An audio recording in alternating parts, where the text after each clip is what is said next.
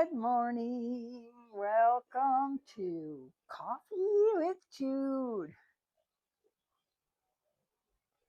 Yeah, in this episode, we're going to talk about pomodoros. Have you ever heard of those? They're chunks of time that you schedule in this little app.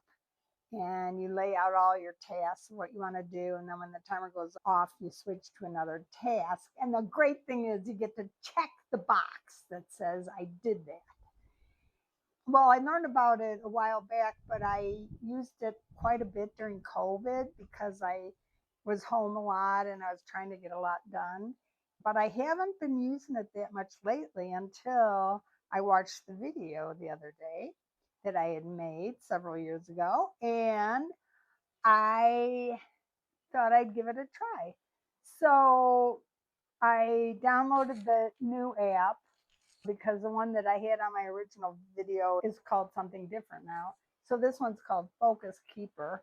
And I did it today and it was kind of fun because I felt like I accomplished a lot. It reminds me of when I was maybe in high school and switched classes. So something about it feels familiar. And I like planning ahead what I'm going to do in the day.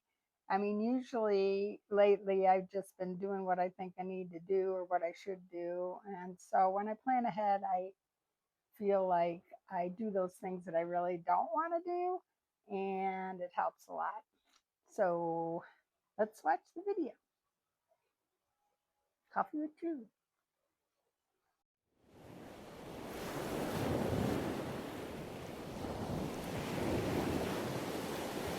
I discovered an awesome technique that really helps me get over resistance. It's called the Pomodoro system.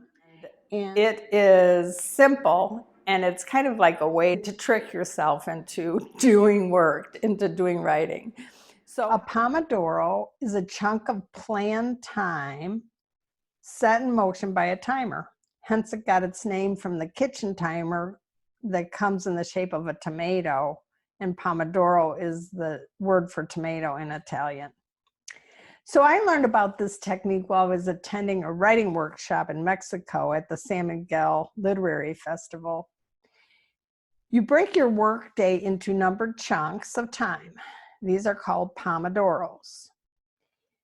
They last about 30 minutes each. Each task includes specific content.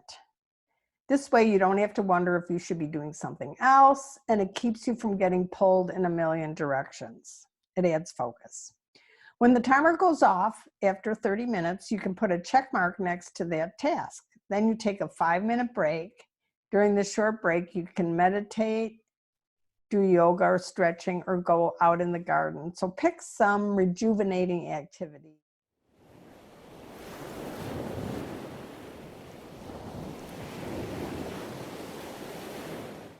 Have you ever been working on a problem and you go round and round in circles and you can't find the answer, and then you stop and you go do something else, and all of a sudden the light bulb goes off?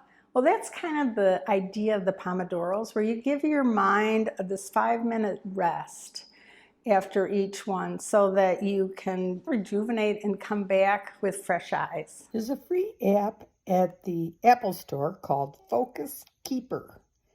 It's a great app to use to track pomodoros. It has a timer, and then it has breaks, and it also has a to-do list function and some other cool features. There's several benefits to this system. First of all, it's easier to get started when you only have a 30-minute commitment.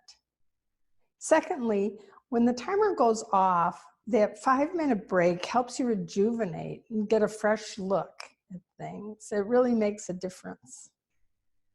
And third, pre-planning your tasks takes all the decision making out of what to do next. You don't have to be worried about not doing something that you think you should be doing. You just focus on what the task is. It's a huge productivity boost. And then lastly, when the next task starts, you can decide if you want to spend another Pomodoro on that task, or move on to the next. And you think of it's only 30 minutes, it's easier to get started because a 30-minute chunk is not that big of a deal. I remember hearing a story from Dan Harris saying that that was his task, to write all day long because he's working on a book, and all he did was watch movies and eat snacks. So sometimes these huge tasks that we put for ourselves can cause more resistance. So I love the Pomodoro technique, and it's really worked well for me.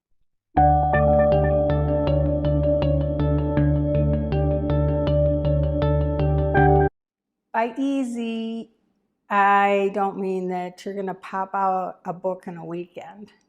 By easy, I mean that if you break it down into these steps and you have these tools, you have an established writing practice, you use Pomodoros, you do all these tricks to overcome the resistance that's keeping you from writing, then it is easy. If you wrote 1,000 words in a day, you could have a rough draft in 50 days. The poet William Stafford says, "I believe that the so-called writing block is a product of some kind of disproportion between your standards and your performance. One should lower his standards until there is no felt threshold to go over in writing. It's easy to write. You just shouldn't have standards that inhibit you from writing."